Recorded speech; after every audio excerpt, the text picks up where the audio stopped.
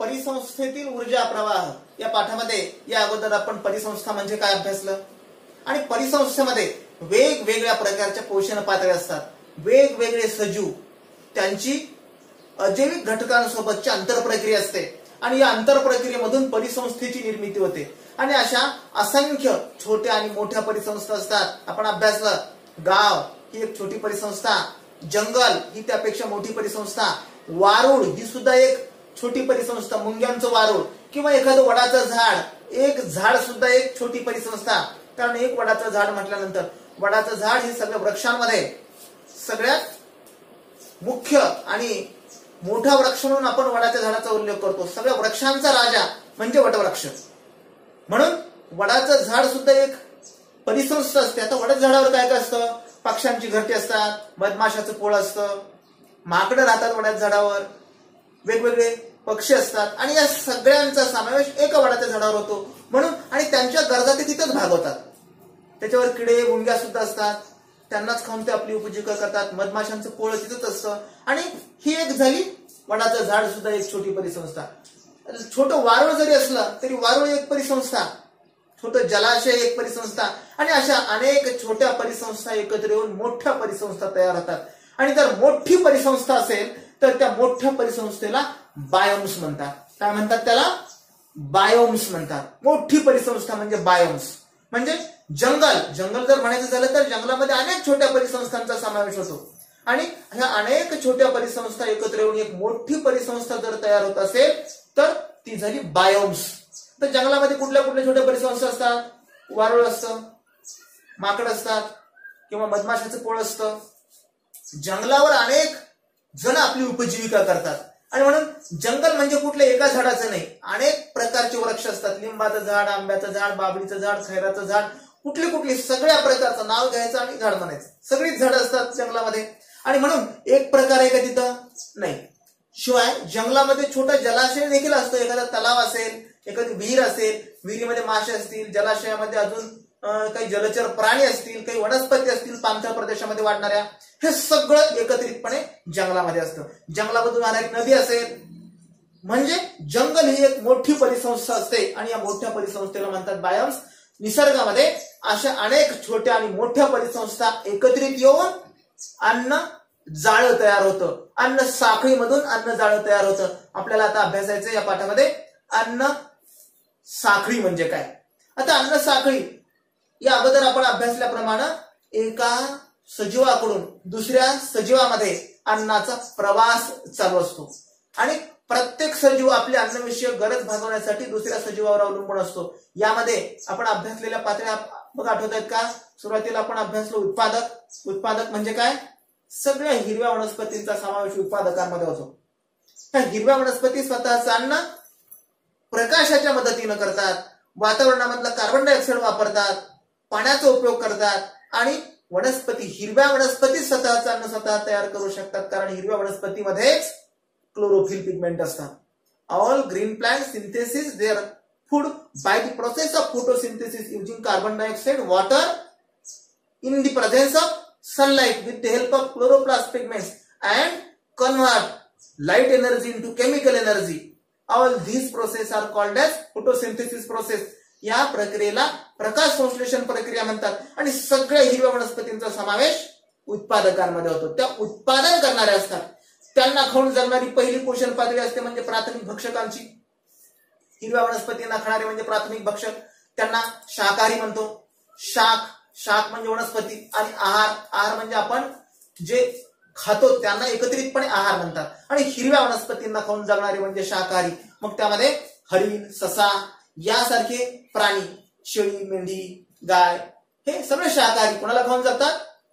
या उत्पादकांना खाऊन. म्हणून ते झाले प्राथमिक भक्षक. प्राथमिक भक्षकांना खाऊन जगणारे कोण? द्वितीयक भक्षक. ते शाकाहारी प्राण्यांना खाऊन आपली उपजीविका करतात आणि नंतर त्यांना खाणारे मांसाहारी किंवा उच्च मांसाहारी. अशा प्रकारच्या पोषण पातळी आपण अभ्यासल्या. आता मग अन्न साखळी कशी तयार होते? एक सजीव, निसर्गामध्ये एक सजीव दुसऱ्या सजीवाचं अन्न बनतो म्हणजे त्याची एक भूमिका आहे आणि ही जी भूमिका आहे त्याची, त्या भूमिकेला निश असं म्हणतात. आपल्याला सुद्धा प्रत्येकाला एक भूमिका असते, परंतु ती प्रत्येकाची भूमिका काय असते आपण तर वर्गामधला विद्यार्थी विद्यार्थी म्हटलं की तो काय करतो, इयत्ता 9वीच्या वर्गातला विद्यार्थी, अभ्यास करणारा, विद्यार्जन करणारा एका विशिष्ट वयोगट म्हणजे तो विद्यार्थी. आणि त्याचं ठरलेलं असतं कोणत्या तासाला काय अभ्यासाची, ती त्याची भूमिका असते. आपल्या घरामधला एखादं लहान बाळ असेल तर त्याची एक भूमिका असते. सगळं घरभर रांगायचं, इकडे तिकडे फिरायचं, तोत्र बोबडं बोलायचं, वाटेल तिथं शिसू करायची, ही त्याची एक वेगळी भूमिका असते. म्हणजे प्रत्येकाची एक भूमिका असते. जसजसं आपण मोठं होत जाऊ तसतशा आपल्या भूमिका बदलत जातात. आणि प्रत्येकाला भूमिका ही असावी लागते, असावीच लागते. आपल्याला आपली भूमिका घेता आली पाहिजे. या निसर्गामध्ये सुद्धा प्रत्येक सजीव आपली एक भूमिका घेऊन चालत असतो. या सजीवाच्या भूमिकेला निश असं म्हणतात. आणि ही निश जपत असताना तो सजीव दुसऱ्या सजीवाचा अन्न बनत असतो. तर हिरव्या वनस्पती कोणाचं अन्न बनल्या? प्राथमिक भक्षकांचं अन्न बनले. प्राथमिक भक्षक सुद्धा कोणाचं अन्न बनले? द्वितीयक भक्षकांचं अन्न बनले. द्वितीयक भक्षक अजून पुढच्या मांसाहारी प्राण्यांचं किंवा उच्च भक्षकांचं अन्न बनले. आणि त्यांनी विघटकांना ती ऊर्जा हस्तांतरित केली आणि विघटकांनी ते सगळं खाल्लं आणि ते मातीमध्ये मिसळले.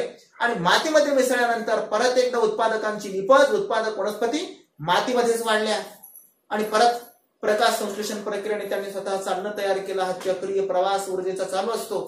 आणि यामधून ही जी प्रत्येक सजीवाची भूमिका आहे अन्न बनण्याची, ती म्हणजे एक साखळी. या साखळीमधले एखादी जरी कडी निसटली किंवा विस्कळीत झाली तरी त्या साखळीला साखळी म्हणता येईल का आपल्याला? अजिबात म्हणता येणार नाही. म्हणजे समजा गवताला खाऊन जगणारा ससा आहे किंवा हरिण आहे, हरणाला खाणारा अजून कुणीतरी लांडगा आहे आणि लांडग्याला खाणारा सिंह आहे. समजा आपण हरणांची शिकार केली, काळविटांची शिकार केली. पाठीमागे एक बातमी आली होती, एक सिनेसृष्टी मधला कलावंत, त्या कलावंताने काळविटाची शिकार केली आणि नंतर बरेच दिवस खटला. आपल्याला वाटलं काळविटाची शिकार केली, असं काय मोठा गुन्हा केलेला आहे, काळविटाची तर शिकार केली. परंतु काळविटाची शिकार केल्यानंतर सुद्धा आपल्याला इथल्या वन्यजीवांचं संरक्षण करणं ही प्रत्येक भारतीय नागरिकाची जबाबदारी आणि कर्तव्य असतं. हे घटनेमध्ये अंतर्भूत केलेलं आहे. आणि म्हणून शिकार करणं हा कायद्यानं गुन्हा आहे. आपल्या शेतामधलं झाड तोडणं सुद्धा कायद्यानं गुन्हा आहे. परंतु आपण सर्रास ही गुन्हेगारी या कायद्याच्या नियमांची पायमल्ली करत असतो, कारण आपल्याला माहिती नाही, अजून तितके कायदे आपल्याकडं त्याची कायद्याची भक्कमपणे अंमलबजावणी होत नाही, म्हणून हे सगळं घडून येतंय. परंतु मग या काळविटाची शिकार केल्यानंतर काय होणार आहे? काळविट म्हणजे हरिण. हरणाची शिकार केली तर सिंह कोणाला खाऊन जगतो? हरणाला खाऊन जगतो. जर सिंहाला खायला हरिण उपलब्धच झालं नाही जंगलामध्ये, अशी अनेकांनी शिकार केली, एक शिकार केली म्हणजे होणार नाही असं, परंतु अनेकांनी जर शिकार केली तर आपोआप हरणांची संख्या कमी होईल, सस्यांची संख्या कमी होईल शिकार केल्यामुळं. आणि मग जे मांसाहारी प्राणी आहेत त्यांना खाऊन आपली उपजीविका करणारे, त्यांना खायला अन्न मिळणार नाही. म्हणजे साखळी विस्कळीत झाली. कोणी केली विस्कळीत? आपण माणसानं. शिकार कोणी केली? माणसाने केली.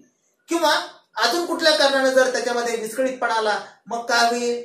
हा सिंह, आपण म्हणू काय करायचं, सिंहाचं तो बघल काय करायचं, ते गावामध्ये येईल. मग वाघ आणि सिंह गावामध्ये शिरल्याच्या घटना आता आपण ऐकतोय. म्हणजे हे असं आपण या निसर्गाच्या चक्रामध्ये, परिसंस्थेमध्ये, या अन्नसाखळीमध्ये बाधा जर पोचवली असेल कोणी तर ती माणसानं पोचवली.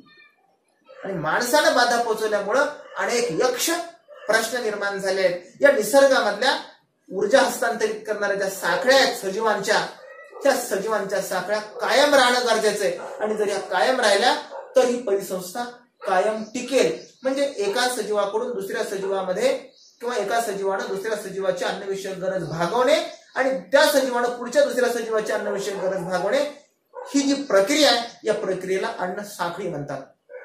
याच्यामध्ये आता एक उदाहरणादाखल जर आपल्याला घ्यायचं झालं तर गवताला खाऊन नागतोडा जगतो, नागतोड्याला खाऊन बेडूक जगतो. पुन्हा बेडूक सापाचं अन्न बनतो, साप बेडकाला खातो. सापाला घार खाते म्हणजे घारीचं अन्न साप बनतो. आणि नंतर घारीला विघटक खातात. आणि विघटकांनी घारीचं विघटन केल्यानंतर ते मातीमध्ये, ती मातीमध्ये मिसळते आणि त्या मातीमध्ये वनस्पती वाढतात. म्हणजे ही एक साखळी तयार झाली. तुमच्या पुस्तकामध्ये ही साखळी दिलेली आहे. ही साखळी पहा. या साखळीमध्ये गवत, नागतोडा, बेडूक, साप, घार आणि नंतर सूक्ष्मजीव दिलेले आहेत जे की त्या घारीचं विघटन करतात. अशा प्रकारे उत्पादक, भक्षक, मृत्योपजीवी यांच्यामध्ये कायमच एक अंतरक्रिया चालू असते. हा ऊर्जेचा प्रवास चालू असतो. या ऊर्जेच्या प्रवासाला, आणि हा ऊर्जेचा प्रवास कसा असतो? एका विशिष्ट क्रमानं चालू असतो. आणि असा विशिष्ट क्रमानं चालू असलेला क्रमबद्ध प्रवास म्हणजे अन्न साखळी असते. आणि निसर्गामध्ये अशा अनेक अन्न साखळ्या आहेत आणि अशा अनेक अन्न साखळ्या जर एकत्र आल्या तर त्या अन्न साखळ्यांची मिळून अन्न जाळं तयार होतं. तुम्ही मागच्या वर्गामध्ये अगदी 5वीला किंवा अजून 6वी 7वीच्या अभ्यासक्रमामध्ये होतं का पहा, अशा अनेक अन्न साखळ्या तुम्ही अभ्यासल्या. म्हणजे या ठिकाणी एखादा सजीव दुसऱ्या सजीवांचं भक्ष बनतो, तर दुसरा सजीव भक्षक म्हणून काम करतो. आता भक्ष कोणाला म्हणायचं? भक्ष म्हणजे ज्याला आपण खातो ते भक्ष. आता उदाहरणार्थ पाल आणि डास यांच्यामध्ये जर विचार केला तर डास हे झालं पालीचं भक्ष. पाल कोणाला खाते? डासाला खाते. म्हणून डास हा भक्ष आणि कोण खातं? पाल खाते. पाल भक्षक झाली. आणि अशा प्रकारे उत्पादक, भक्षक आणि विघटक. काय सांगितलं बघा? उत्पादक, भक्षक आणि विघटक अशी एक साखळी तयार होते. आणि ही झाली एक साखळी. अशा अनेक अन्न साखळ्या असतात. अशा अनेक अन्न साखळ्या जर एकत्रित जोडल्या गेल्या तर यांना अन्न जाळं म्हणतात. आणि निसर्गामधल्या या उत्पादक, भक्षक आणि विघटक यांच्या अनेक अन्न साखळ्या परस्परांवर अवलंबून असतात. आता नागतोड्याला एकटा बेडूकच खातो का? अजून कोणीतरी नागतोड्याला खाणार असतो. ससा सुद्धा नागतोड्याला खाईल. किंवा बेडकाला एकटा सापच खातो का? अजून बेडकाला दुसरा कोणीतरी एखादा प्राणी घार पण बेडकाला खाऊ शकते.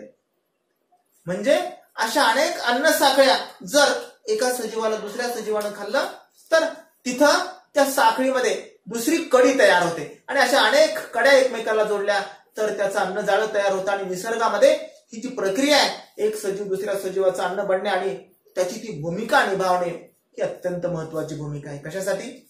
या पूर्णपणे निसर्गाचं चक्र अविरतपणे चालू राहण्यासाठी. आणि हे चक्र कायम चालू राहिलं पाहिजे. जर हे चक्र अबाधित चालू राहिलं तर ही सजीव सृष्टी आणि इथं चालणाऱ्या सगळ्या गोष्टी व्यवस्थित चालतील. आणि ज्यावेळी संकट निर्माण होतात, ही संकट नैसर्गिक संकट निर्माण होतात, त्यावेळेस नैसर्गिक संकट या निसर्गामध्ये या अन्न साखळ्या किंवा परिसंस्थेमध्ये बाधा पोहोचल्याचा परिणाम म्हणून नैसर्गिक संकट येत असतात. आता नैसर्गिक संकटामध्ये कुठलंही नैसर्गिक संकट असेल, उदाहरणार्थ आता निर्माण झालेलं हे संकट, आता याला नैसर्गिक संकट म्हणावं की अजून कृत्रिम म्हणावं हा वेगळा भाग आहे. परंतु पाऊस न पडणे निसर्ग चक्राचा भाग आहे पाऊस पडणे. आणि पाऊस न पडणे हा घटक सुद्धा किंवा हे संकट सुद्धा या नैसर्गिक चक्राशी संबंधित आहे. इथल्या वनस्पतींची म्हणजे उत्पादकांची संख्या कमी झाली. उत्पादकांची संख्या कमी झाली तर ढग अडणार नाही आणि ढग अडले नाही तर पाऊस पडणार नाही. शिवाय उत्पादकांचं प्रमाण कमी झालं तर जमिनीची धूप होईल. जमिनीची धूप हे नैसर्गिक संकट आहे. म्हणजे अनेक संकट नैसर्गिक असतील किंवा मानवनिर्मित संकट असतील, या सगळ्या संकटाची बीज पेरणी या परिसंस्थेतला हस्तक्षेप जर वाढला, कोणाचा? मानवाचा हस्तक्षेप जर परिसंस्थेमधला वाढला तर मग मात्र या परिसंस्थेला बाधा पोचते. म्हणून या निसर्गामधल्या अन्न साखळ्या टिकल्या पाहिजेत, अन्न जाळं टिकलं पाहिजे. अशा अनेक अन्न साखळ्या एकत्र आल्या की अन्न जाळं. उत्पादक, भक्षक, विघटक हे एकमेकांना खाऊन आपली उपजीविका भागवतात. आणि मग हे असं एकमेकांना खाऊन आपली उपजीविका भागवण्यामुळे यांची एक साखळी तयार होते. याला आपण अन्न साखळी म्हटलं. आणि अशा अनेक अन्न साखळ्या जर एकत्रित आल्या तर हे अन्न जाळं तयार होतं. आपल्या पुस्तकामध्ये हे एक चित्र दिलेलं आहे. हे चित्र पहा. आणि या चित्रावरून तुमच्या काय लक्षात येतं की अन्न जाळं जर आपल्याला आकृतीने दाखवायचं म्हणलं तर एकाकडून दुसऱ्याकडे भक्ष आणि भक्षकांचा निर्देश करता येईल. आणि मग हे जाळं तयार होईल. या जाळ्याला अन्न जाळं म्हणतात. आपल्या सभोवतालच्या परिसंस्थेमध्ये वेगवेगळ्या प्रकारचे प्राणी, वनस्पती अशा सजीवांची संख्या निश्चित नसते.